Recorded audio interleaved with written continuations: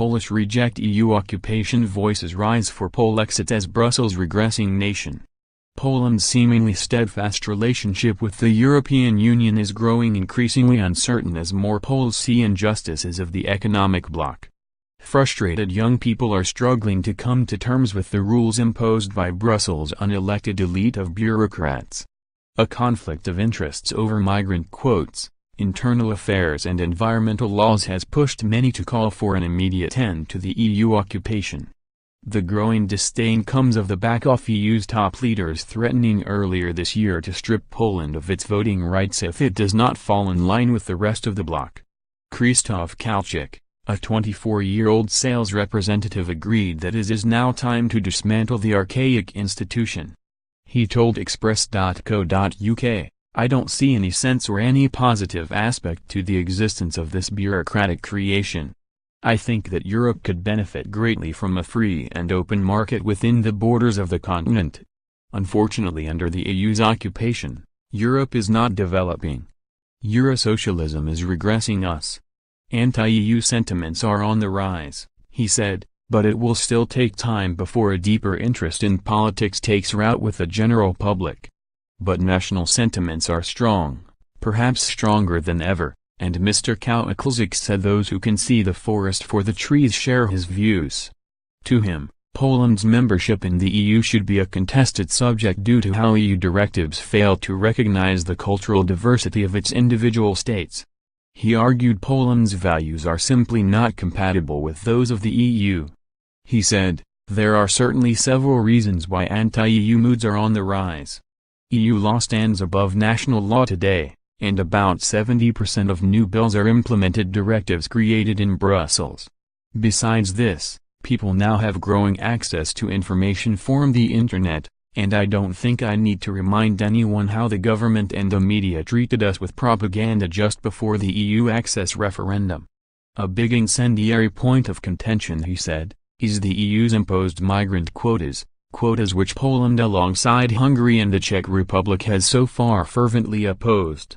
The European Commission has begun the process of suing the three nations, with the case going to the European Court of Justice over a refusal to accept the relocation of 120,000 migrants. Last month French President Emmanuel Macron also took a potshot at the ruling Law and Justice (PiS) party, warning the country was being led astray to the margins of Europe. But the mounting pressure from Brussels has fallen largely on deaf ears. Party leader Jarosław Kaczyński blasted on November 10, the eve of Poland's 100th Independence Day celebrations, that Poland has a chance to dictate a new path for a secure Europe. He told a gathered crowd that his country has already survived two totalitarian dictatorships in the 20th century and it now has a great chance of building a new, strong Poland. With these sentiments in mind, Mr. Kalczyk agreed the EU has failed to destroy patriotic feelings in Poland to the same degree it has in other countries. He said the argument for Polexit was now clear, adding, "I think that we still relatively strongly value our independence and sovereignty."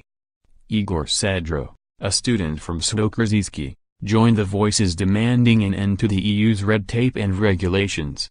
"With each passing day, the EU is growing closer to the USSR," he said, "and this can only result in its untimely collapse."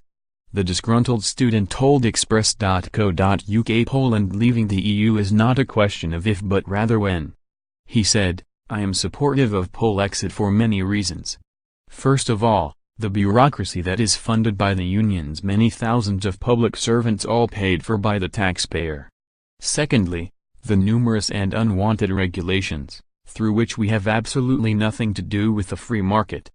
Thirdly, each member state is losing its sovereignty. EU law stands above the law of each nation." Mr. Sedro said the clock is now ticking for Poland and the EU. Mounting economic debt and a conflict of interests over cultural values will be enough to destabilize the status quo. He added, "I think it's a matter of time before we leave." Another vocal critic of the EU and an online campaigner, who has asked to remain anonymous, told Express.co.uk the days of EU's vassal rule over Europe are numbered. He said, "Divide et impera, divide and rule." The current formula has departed from the initial assumptions of an economic community and has moved on towards a unified political supervisor. Member states are being treated on vassal principles. Unelected civil servants take on dominant roles and are implementing their sick ideas against the cultures, customs, mentality and characteristics of the individual member states. They are not based on principles of democracy, but rather their resolutions and law is superior to the expectations of the member states.